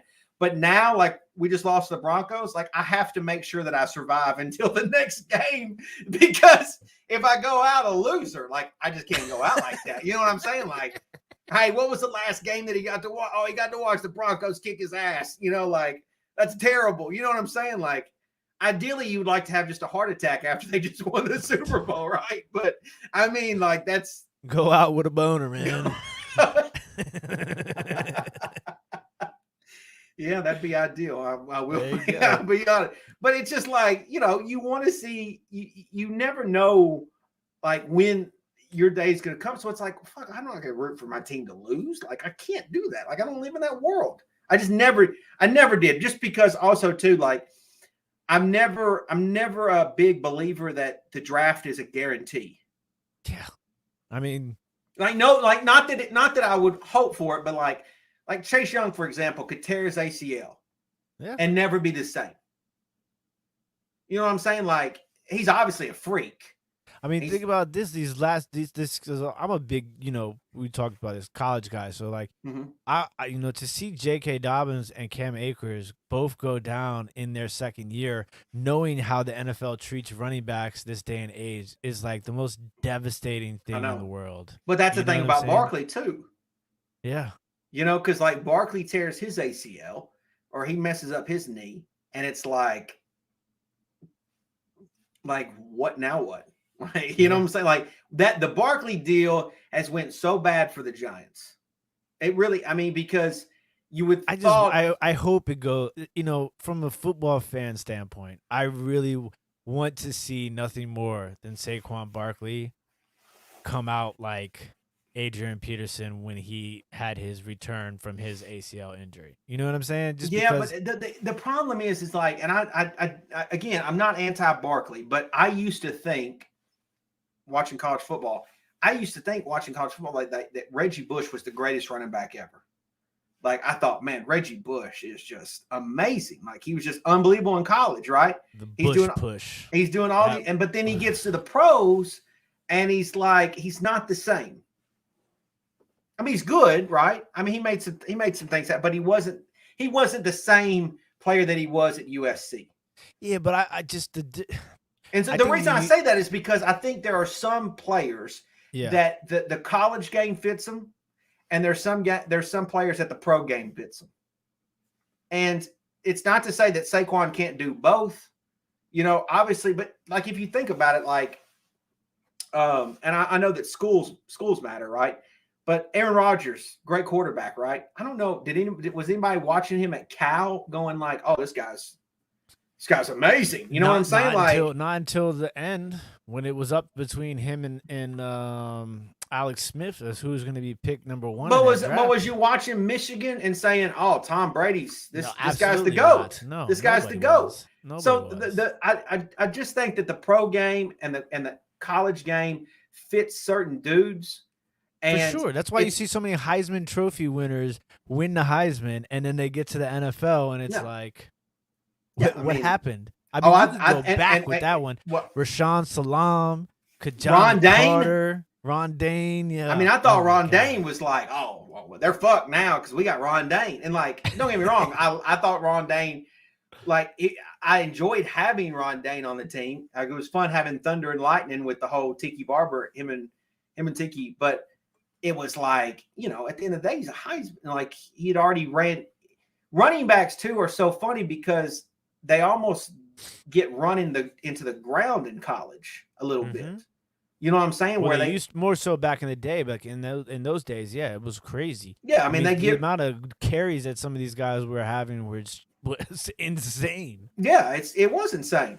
Well, look, the 60 minutes just doesn't stop. I mean, the sex is back. Look, I embrace the sex. I mean, I get it. I don't know if I want to watch Hot Boys, but it teach his own, right? I mean, teach his own. I will not. If that's the way you want to be, that's the way you want to be. But the fact is like that's the thing that I worry about Barkley, is that I think he was obviously a great college player, made a lot of special plays, and he's made good plays in the NFL, but. Now he's got this knee injury. I think this year is going to still be tough on him. So, but we need him like bad. Like the fact that we didn't have a running game, and that should give you confidence Thursday night, is the fact that the Giants really don't have a running game right now. We're so one-dimensional, and we're banking on Jason Garrett and the play calling, good plays, Daniel throwing it 30, 40 times a game, and like that just.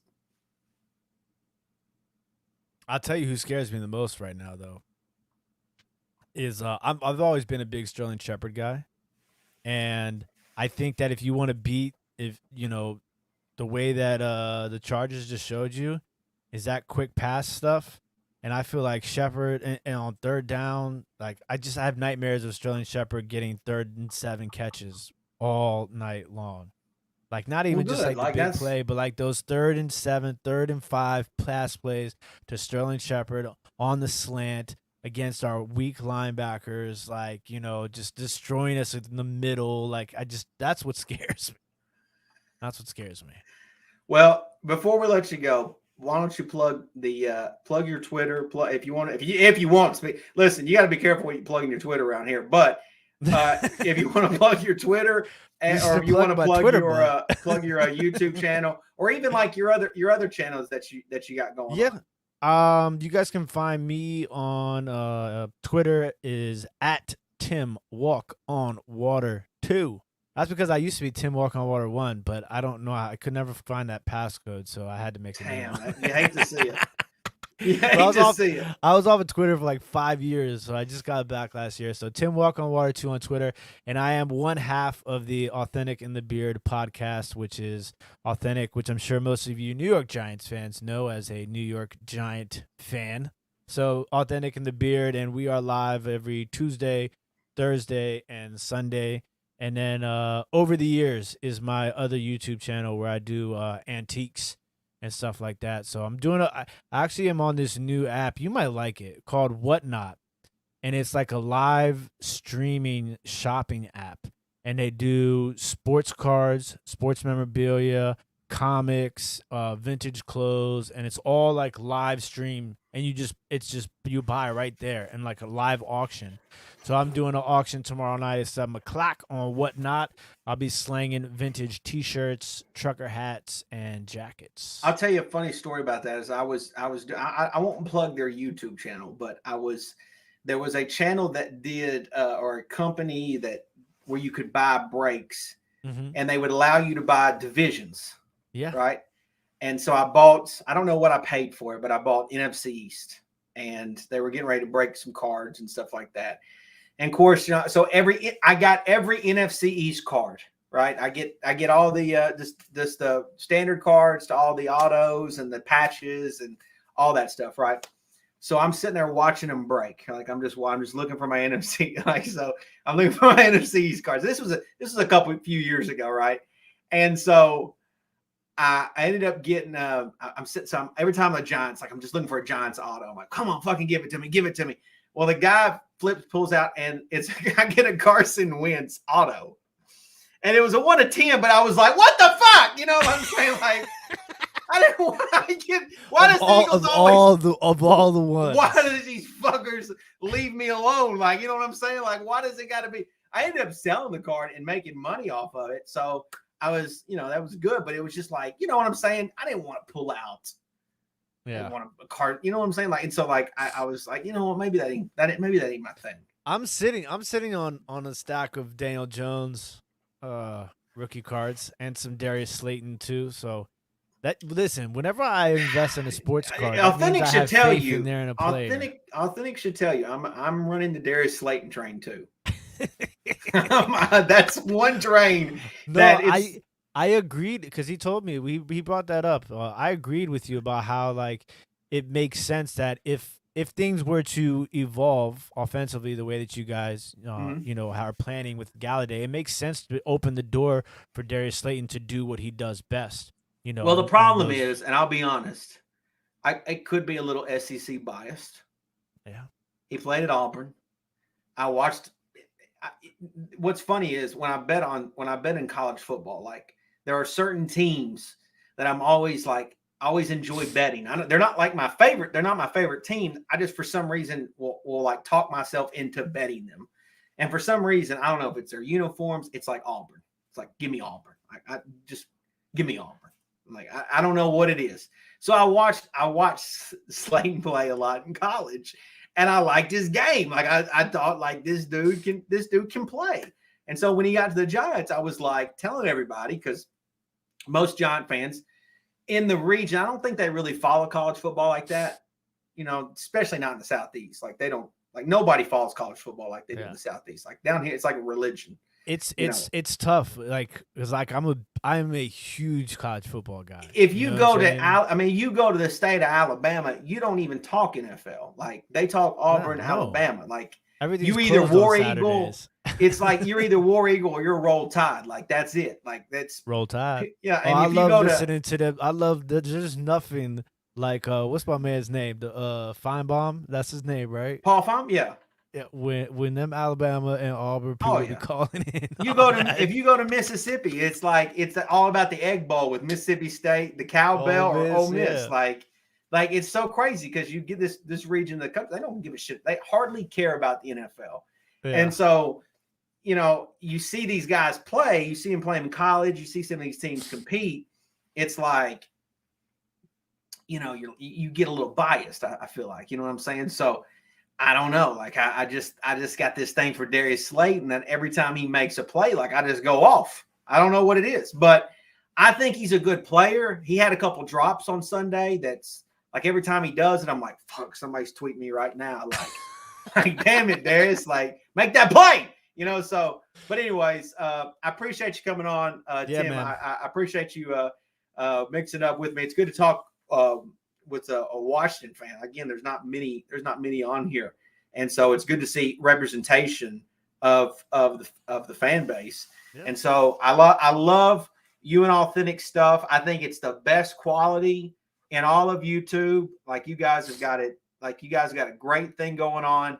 And I think I've always said that it's worth to follow. It's worth to listen. I appreciate that. It's worth, like, if you got time, it's like you should be watching Authentic. Like I see so much content. I try to watch as much content and listen to all opinions and stuff like that, and pull from everybody. And then you just stumble upon like some really good quality content. You're like, damn, this is different. Like this is good shit. This is different. Some of it's like Southern Miss and some of it's Ole Miss. Like there's a difference there. You know what I'm saying? And it's just, it's good to see good content, and I appreciate it. And you just see some guys get a lot of love that I don't think necessarily deserve it. And you guys, I think for sure deserve more love than you get. So anyways, keep doing your thing, and I appreciate you joining, man. And man, listen, this was a lot of fun, man. Like I hope you get your ass kicked Thursday night. I know you do. I ain't wishing you luck. I hope you take your Washington gear, throw it in the trash, and pick you up some Giants gear. You know what I'm saying? Don't worry. I'll make sure to tweet you from the parking lot on Thursday night. Who was your favorite Washington player? Like who was the guy? Is it Darryl Green? That's who I'm wearing right now, Darryl Green. I mean, old school, yeah. Darryl Green is like, the first player that you really remember. You know what I'm saying? As like at my age, like as being like impactful. But it's tough once you get past there. I mean, like you have some like stint players, like Terry Allen was pretty awesome for a little while, you know what I'm saying? And then like as you get older, like Santana Moss, his time in Washington always stuck with me just because he went out and played every single game. You know what I'm saying? You know what's funny about Santana Moss is, and I don't think I have to eat crow for this, but this is, again, there may be some people that are watching now. I was huge on the Sonoris Moss train. Oh, like man, I was like, people were. I was Sonoris Moss gonna be that dude, and he never was. Like he never played as good as Santana Moss. And you know what's funny? What's funny too is, and I wanted to bring this up. I didn't originally want Eli. I wanted Sean Taylor. Yeah, I mean, obviously, like that's my, Sean Taylor is he's the GOAT. Like I got hold on, I'll show you really fast. While he's getting that, like I will say, like I was on the boat. This is one of my favorite shirts right here. I was on the boat of when the Giants drafted Eli, right? And when Sean Taylor went to Washington, I was that's pretty cool. When Eli got originally taken, I was like 15 or something like that. I was 15 going on 16. And I remember thinking like, okay, this dude Eli better fucking bring the good. Like this guy better be, he's already like he did this weird thing where he didn't want to play for the Chargers, but he wants to play for us, which is kind of cool. But like he better bring, because like I really like this Sean Taylor dude. Like I think, because I was naive and stupid. I never want to give up on the quarterback. So I was like, bring Kerry Collins in again, so give me Sean Taylor. But obviously Eli was the move, and it sucks what happened to Sean Taylor. Like he was such and speaking of jerseys or like gear, like dude, that dude was always looking fresh on the field. Like he had the coolest, like he made not wearing gloves cool. Yeah. Like dude, I'm one of those that if I played, I would so over accessorize. Like I would be so over the top and all this and that. And so you couldn't help, like him and Brian Dawkins is another guy that played on a rival team that I just couldn't help but like. You know what I'm saying? Like dudes were just badasses, and they played awesome. and they were great players. And all you can do is just respect them. Like if they beat you, they beat you, and you can be upset about it. But like at the end of the day, like they were still cool. You know what I mean? Like they just badass I think a lot of times it's, for most people who are real fans, your favorite players come from the worst teams. Because like you're trying to, you hold on to the one thing that is good in a bad situation. Mm-hmm. So like you're really drawn to like the best player on the worst team. Yeah, but Sean Taylor. But the thing about it is, Sean Taylor is one of them dudes, and we kind of talked about this earlier about players in certain situations. Sean Taylor probably could have went to any team and been special. Oh yeah. You know what I'm saying? He was just different. You know what I'm like saying? That's the thing is like not all players can do that. Like some environments you probably can't play that level, but like Sean Taylor could have probably went anywhere and just been a beast. So like I've always I hated like I genuinely hated like when he got when that happened to him. It was terrible.